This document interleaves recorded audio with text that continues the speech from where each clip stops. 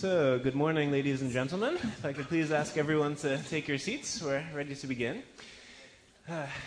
Excellencies, distinguished guests, young leaders, friends, it's really an honor to begin today, to continue a conversation that we began on Friday about this distinction between physical walls, psychological walls, visible walls, invisible walls. The topic for the discussion that we're beginning with, breaking down visible and invisible walls. The speaker that we have is really a fascinating individual. I had the chance to speak a little bit more depth with him this morning. Former Foreign Minister Ioannis Kasoulides is not only the Foreign Minister of Cyprus, also currently a member of the European Parliament. And very interesting, he initially had medical training. So he was trained to be a doctor, practiced as a doctor for 12 years. And I think that's why some say he's been so effective in politics. In the sense, a man who is, I guess, easily there in terms of fixing problems, not afraid of anything. And I think in many ways you can see also where this wonderful background has come into play. He was also in power when Cyprus was admitted to the European Union. So in that sense, really a man who has been through some very important moments in the history of Cyprus and in Europe. So if I could please ask for a very, very warm welcome for former Foreign Minister Ioannis Kasoulides. Thank you.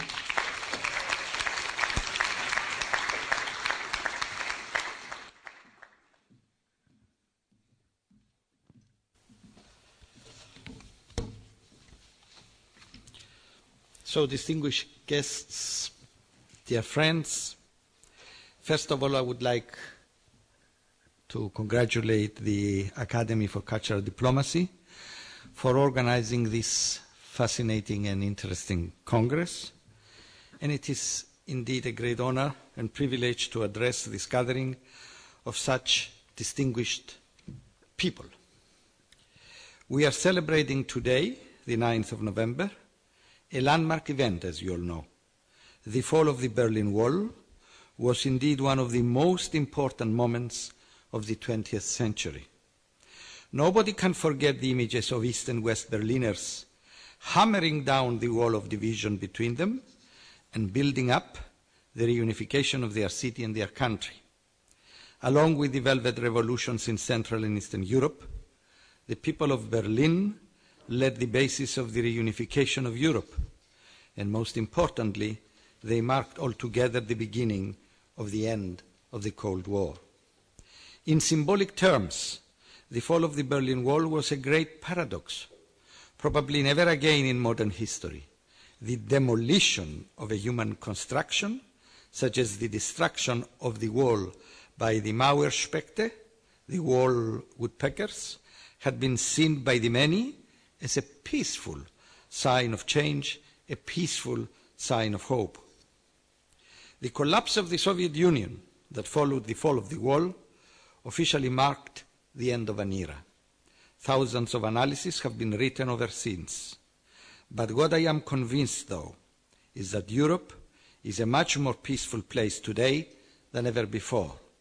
It is widely accepted that the beginning of the healing of the division of Europe started with the setup of the European Community of Coal and Steel 58 years ago. But it is also true that this was substantially extended with the unification of Germany and historically completed with the accession of the Eastern European countries in the European Union on 2004 and 2007. Without any doubt, the reunification of Germany gave the decisive boost to the European steam engine. Since 1990, the road towards a stronger and tighter Europe is a road without return. Looking back to those 20 years, it is certainly not a coincidence that such big, concrete steps of consolidating and expanding the European integration project had been taken within such a small, relatively period of time. The signing of the Maastricht Treaty, the 3 waves of enlargement, the development of the common foreign security policy, the common currency, the euro, and the Lisbon Treaty are the new strong bonds between the EU member states that guarantee interdependence and peace, and they mark a common European present and future. No matter how groundbreaking these accomplishments are, they are simply not enough for guaranteeing peace and stability within the European Union. It is by seeking strong cooperation and partnership with the countries in its proximity and beyond that the European Union aims to continue to and be part of a safer, more stable and more prosperous world. Unquestionably, a flagship European project for this cause is the European Neighbourhood Policy, which was developed in 2004 with the objective of avoiding the emergence of new dividing lines between the enlarged European Union and our neighbours. The European Neighbourhood Policy goes beyond existing relationships to offer a deeper political relationship and economic integration built upon a mutual commitment to common values: democracy and human rights, rule of law, good governance, market economy principles, and sustainable development. The strategic partnership of the European Union with Russia, based on 4 common spaces that cover economic issues, security and justice, and external security, among others, the strengthening of relations with other countries, and the development of new projects such as the Eastern Partnership, are proving the clear EU orientation for a world without walls. Without any doubt, the EU learned its lessons by the bitter experiences of its past. And the examples that I have just referred to are clearly showing how the EU perceives the world today. After centuries of exploiting the differences with their neighbours in an endless race for supremacy, the Europeans are now seeking more and more to reinforce and multiply the areas of cooperation with the countries in their proximity and beyond. It is this perception of the world by the EU that led so many analysts to write extensively about the EU's soft, smart, example, or sticky power. The latter shows that the EU not only succeeded in making the others to want what Europe wants, as Professor Joseph Nye determined the meaning of soft power 20 years ago, but also to make them to want to be part of the European Union, sometimes irrespectively of their geographical location or part of the policies of the European Union. All these EU efforts go certainly towards the right direction of a more stable and peaceful world without walls. Yet, there are still many walls around the globe to be torn down. According to a press release, the Goethe Institute is participating in the Fest der Freiheit on the 20th century of the fall of the wall with the Mauerreise, the Wall in the World project. Instead of just focusing on national history, Mauerreise aims to raise awareness of walls around the world that continue to exist. For this purpose, 20 symbolic wall bricks are being sent from Berlin since May. Their destination, places where everyday life is characterized by division and border experience. We all know more or less which are these places. To name a few: Palestine, Korea, Sudan, Nagorno-Karabakh, Yemen, Abkhazia, South Ossetia, and Transnistria. I am not so sure, though, whether we realize that one of these places is an EU member state. Since the fall of the Berlin Wall, Nicosia remains the world's last divided capital city. The Green Line in Cyprus is the last dividing wall in Europe. The reunification of Germany has renewed the hopes and expectations in Cyprus that since it happened in Germany, then why not in Cyprus? So much so, when a few years before the fall of the Berlin Wall, nobody could predict that the reunification of Germany was imminent, whereas the reunification of Cyprus was appearing at the time to be more realistic. I do not suggest that the two problems are similar, let alone the same. The division of Germany was dividing the German people belonging to the same nation, speaking the same language, enjoying the same culture. In Cyprus, the people is composed of two communities: the Greek Cypriot community, which made 82% of the population, and the Turkish Cypriot community, which made 18% of the population. Two communities with many social and behavioral common characteristics, which have been described as culture in previous lectures, and a common sense of ownership of the same country, but two communities speaking two different languages and two different religions. Before 1963, the Greek Cypriots and the Turkish Cypriots were living together in mixed towns, mixed villages, and mixed neighborhoods scattered all around the island. The beginning of the separation of the population took place partly in 1963, but massively in 1974 during the Turkish military invasion. It was a forceful movement of population who had abandoned their homes and properties to become displaced persons within their own country. I want to avoid this morning to enter into recriminations, polemics, and the blame game. I would rather examine constructively how we can look into the future and how the wall that separates Nicosia and the demarcation line that separates the whole island can be brought down. In Germany some years ago, before the reunification of Germany, a new policy in the relations between the two sides was established, the Ostpolitik, by which each state recognized the other, and a number of confidence-building measures were introduced. Some fellow compatriots, Turkish Cypriots, have been asking the question whether we could do the same, and indeed some others. I will reply to this question by giving an account of a personal story. In 1997, as Foreign Minister of Cyprus, I visited Bonn for a meeting with Klaus Kinkel, my counterpart. On the occasion, I asked to go and visit at his residence in Bonn one of the architects of the German reunification, Hans Dietrich Genscher. I think he was the most suitable person to seek his advice on the above question. He was very forthcoming in his reply. The FDR, before embarking upon recognition of the DDR, he said, first reached an understanding with the Soviet Union. For you in Cyprus, he said, it's not important what you do with the Turkish Cypriot community, but what you do with Turkey.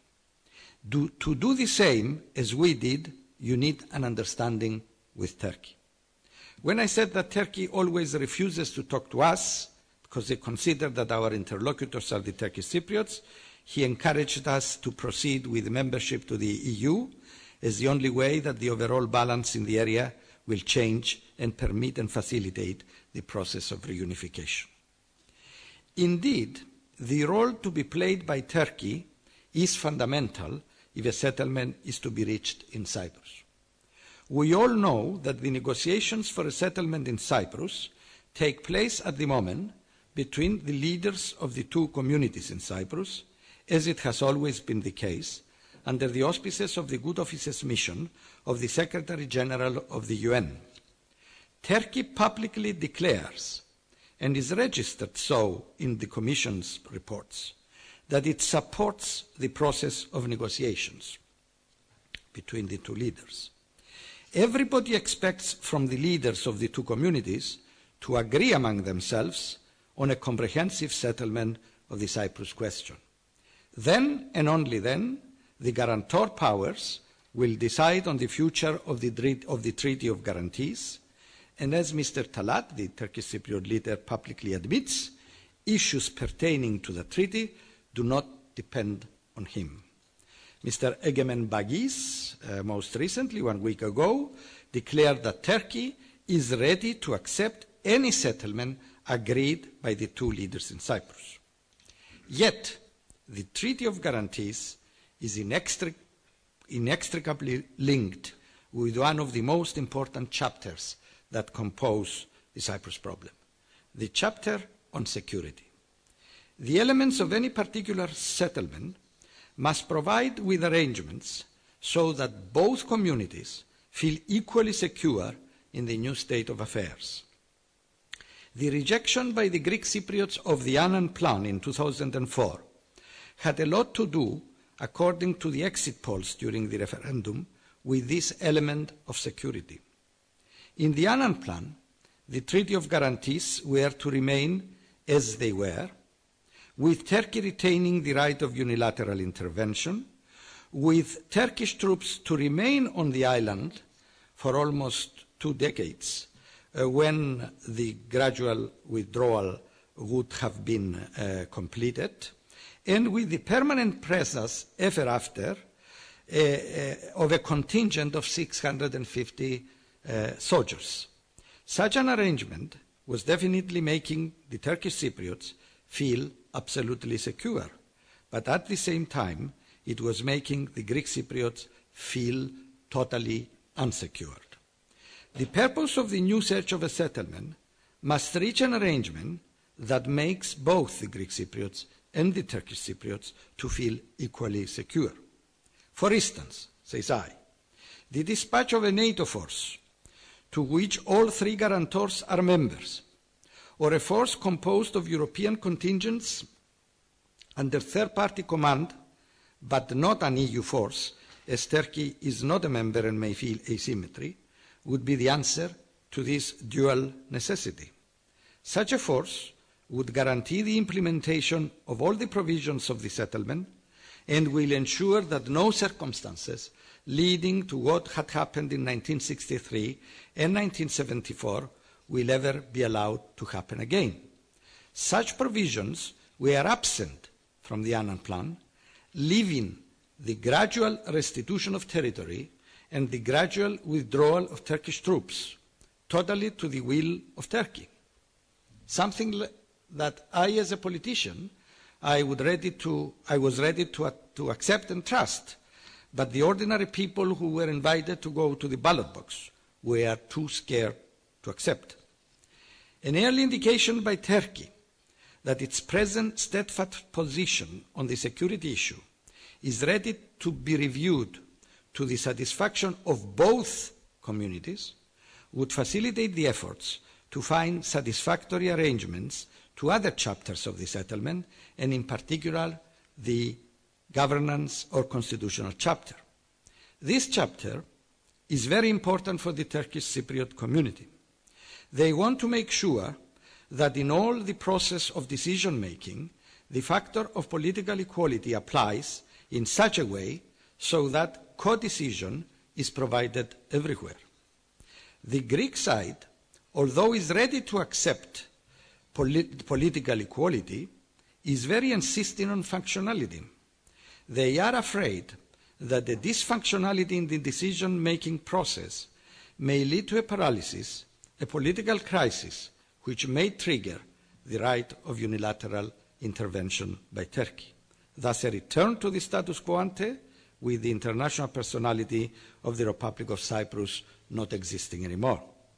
In the event that Turkey were to accept an arrangement on security, as I have described it above, then I am sure that the Greek Cypriot position on governance may better approach the Turkish Cypriot position. On Cyprus, there is another element that is an obstacle to real progress. It concerns the issue of properties. The sides are far apart because the Greek Cypriots want the rightful owner to have the first choice as to what it will happen with his property, whereas the Turkish Cypriot position is that the present user should be given the first choice. This is, of course, the latter, is incompatible with the European Convention of Human Rights. The present Turkish position is based on the assumption that in the Turkish Cypriot administered area of the Federation, there should be a majority of Turkish Cypriot residents, but also a majority of Turkish Cypriot ownership of properties. Whereas the former can be arranged by a satisfactory territorial arrangement and a gradual and organized eventual return of Greek Cypriot displaced persons so that majority of Turkish Cypriots is effective, the latter is totally incomprehensible.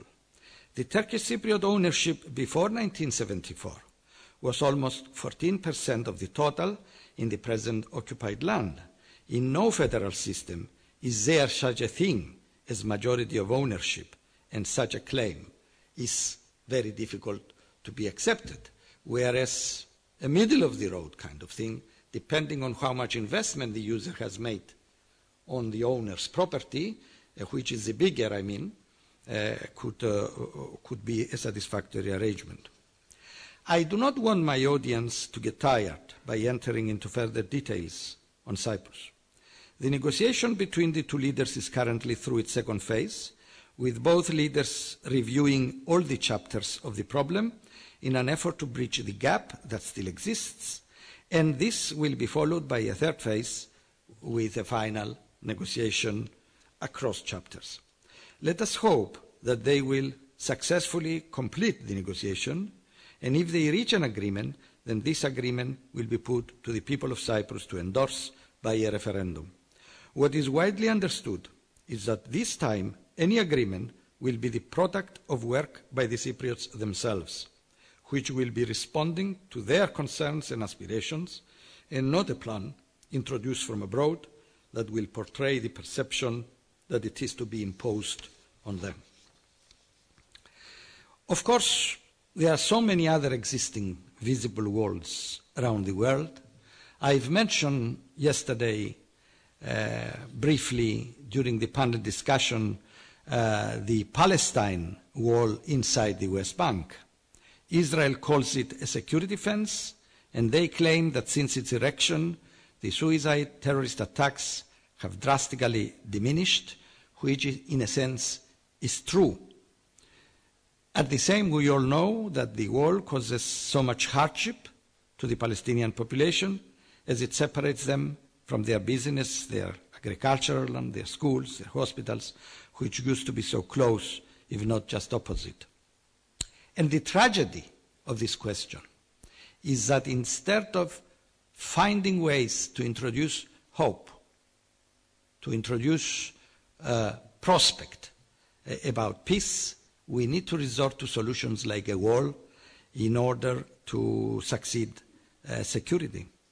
Let us hope that the efforts of President Obama, along with the EU in the context of the Quartet, will this time convince both sides to sit to the negotiating table. The speech of President Obama in Cairo is fair for both sides. Terrorist attacks against Israelis are intolerable, but Israel must effectively freeze the extension, natural or new, of the settlements. The catalogue of walls is so long, but it seems, however, that there are still many steps to be taken and bigger political will to reach efforts to resolve those problems. Time is not a neutral factor. As the years go by, existing walls are being consolidated, and extra political will and courage from all sides concerned is needed to erase the mutual feelings of hostility that any division provokes. It is exactly this time factor that convinced me that there is no such thing as frozen conflicts. The perpetuating division in Nagorno-Karabakh, in Abkhazia, South Ossetia, and Transnistria makes any potential settlement to be even harder to achieve as the time goes by. And the bloody events of August 2008 between Georgia and Russia clearly showed that, contrary to what the majority used to believe, the so-called frozen conflicts are in fact permanent source of potential threat to security and stability. The above are only a few examples of an exhaustive list of divided areas around the world, and it is only the limited time of this session that is preventing me from referring to all of them. In any case, I am sure that we will agree that physical walls are built to separate people, their cultures and their ideas. They are built in the mind, in the heart, and over time with suspicion, fear, and hatred. It is exactly in this last sentence that I would like to focus. As long as one's conception for the other is based on the differences rather than on their existing similarities or on their potential partnership, then the cycle of walls, visible or invisible, will remain vicious. And as long as we conceive and treat people differently according to their race, religion, gender, or even sexual orientation, it becomes not sufficient to try to bring down the physical walls of division between geographic areas. And that is because peace between nations will never amount to peace and stability among people when men and women, even of the very same society, are building this kind of invisible walls between them. We cannot hope for a really peaceful world unless the political and religious leadership of all countries venture without conditions in an open, comprehensive dialogue so that to uproot the causes that led to the bloody attacks in New York, London, Madrid, or Bali. We cannot hope for peaceful societies as long as the isolated ghettos in the big cities of the Western Hemisphere are inhabited by immigrants coming from poor African, Asian, and South American countries. The shocking events in Paris 4 years ago are a case in point. We cannot hope for fair societies as long as women are considered inferior to men in certain Islamic countries and being paid less than men in industrialized countries. Only within the EU, the man-woman pay gap is 17.4%, according to a 2007 Eurostat survey.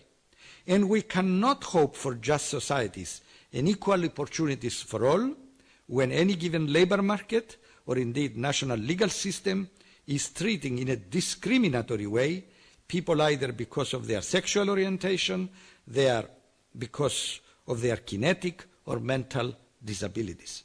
So long as we define ourselves by our differences from the others, either national, racial, religious, gender, we will contribute to the endeavours of those who seek war instead of peace, distrust rather than cooperation, and hatred instead of mutual understanding.